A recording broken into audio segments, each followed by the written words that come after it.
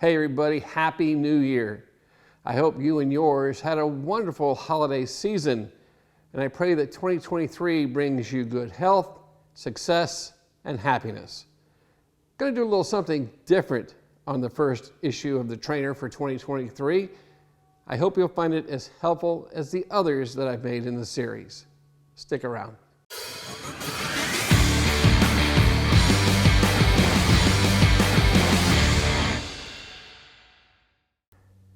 I'd like to start this edition of the Trainer off with a little story of a time when I was still full-time in the shop.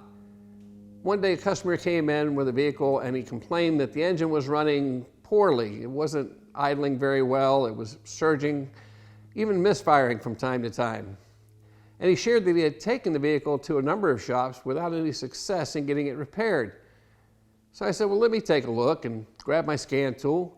I hooked up to the vehicle and checked for codes, looked for freeze frame, even went into live data, a little bit of mode 6, the normal thing. Then I went to my service information system, did some homework, and then after I'd done all of that, I reached into my toolbox and grabbed a small ball peen hammer. I went to the customer's vehicle and raised the hood, reached underneath the hood and gave a little tap to the component that I thought might be causing the problem. Well, almost instantly, the engine smoothed out and started running like a sewing machine. And the customer just stood there in amazement. He said, "Is that all it took? How much do I owe you for your service?" And I said, "Well, sir, that'll be $99.99.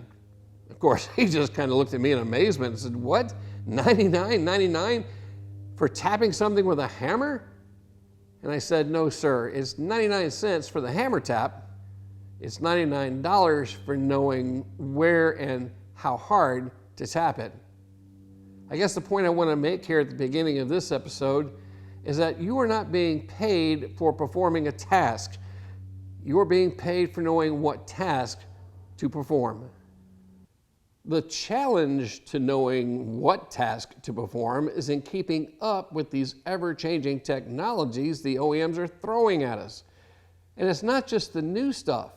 It's the changes they're making to routine systems that we were used to doing all the time.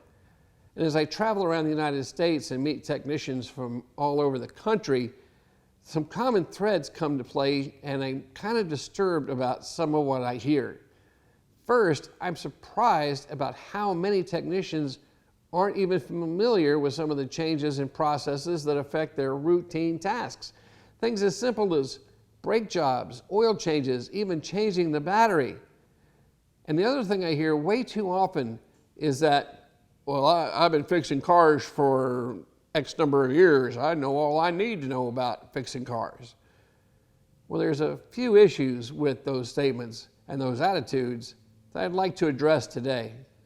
The first reaction that I have is that I'm speaking to someone with a closed mind, someone who's not open to growing in their professional skills through training and education, someone who thinks they know everything they need to know about fixing cars. The second thing that comes to mind is the lack of information or knowledge about the changes in these systems and the processes we use to service and repair them also goes against that medical slogan of "first, do no harm." What if you perform a service or repair that's met your standards but doesn't meet the new standards required by that manufacturer? What if that system no longer functions the way that it's supposed to? That could be anything from a minor inconvenience to your customer to creating a safety issue for that customer. Your friends and family, your next door neighbors and their kids. Let me give you a few examples of what I'm talking about. Let's start with something relatively simple: the need to code or register a battery when you're replacing it. You'd be amazed at how many technicians I've met that aren't aware of that requirement. They're simply replacing the batteries as they always have. And what we all know is going to happen when that coding or registration is not performed, well, it means that new battery is going to have a very short lifespan, doesn't it? Here's another thing that's fairly simple. How about the need now to use a scan tool to perform a component relearn? Many of the components in the vehicle now require that. For example, crankshaft position sensors, even just in case of repairing a misfire. Oxygen sensors, even if it's just because you repaired an oxygen sensor heater code by replacing the sensor. Of course, there's the normal, like throttle bodies and so on. But again, if you don't know and take that final step, your repair isn't complete. And finally, one of the biggest, I'm amazed at how many technicians don't even know what ADAS is, let alone understand that some of the routine services they perform, like alignments or front-end work, can impact how those variety of systems functions. That can cause some very serious issues for the customer, for the technician, and for the shop owner.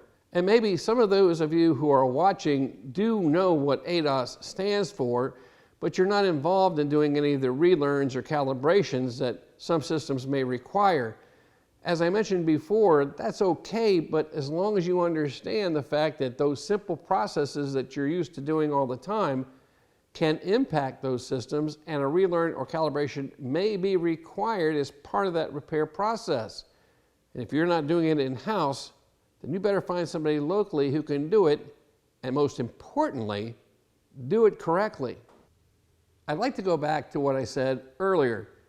As a professional technician, you're not being paid to perform a task. You're being paid to know what task to perform and how to perform it. And my question for you is, are you sure that you know how to perform these tasks today on these new vehicles and new technologies the way they should be performed? And there's no shame in saying, I'm not sure, or you don't know. We don't know what we don't know, do we? So I want to make sure that you take advantage of all the resources that I've tried to put together for you over the last 12 years. In fact, look at our YouTube channel. I think we have close to 500 videos in the library there. Check out our Motor Age and TSC live training webinars, things that you can attend usually at no cost. We host those several times a year, and the library of everything that we've done is part of our Motor Age training website. And if you get the chance, attend any of the fine live training events that are held around the country. I want you to make continuing education your mantra, your goal, your obsession. If you make that commitment to yourself to continuously grow your professional skill sets and knowledge, you'll find the jobs that you're doing will become a lot easier to do. You'll find problems more efficiently, and you'll be more accurate in your diagnosis. You'll become a leader, maybe even a mentor to some of the technicians in your shop, and you'll become the go-to guy in your community. Most importantly, it'll help you make more money, and it'll help you be able to provide for your families even better than you are today. And that, my friends, is what I wish for you in 2023, to be able to go to the next level, to take and set up a new standard of living for you and your family, and better income opportunities as you progress through your career. And I want you to know too, as always, if there is anything that I can do to help you, to point you in the right direction, to provide you a resource that can be of help, please don't hesitate to reach out. I'm not that hard to find. Thanks for watching.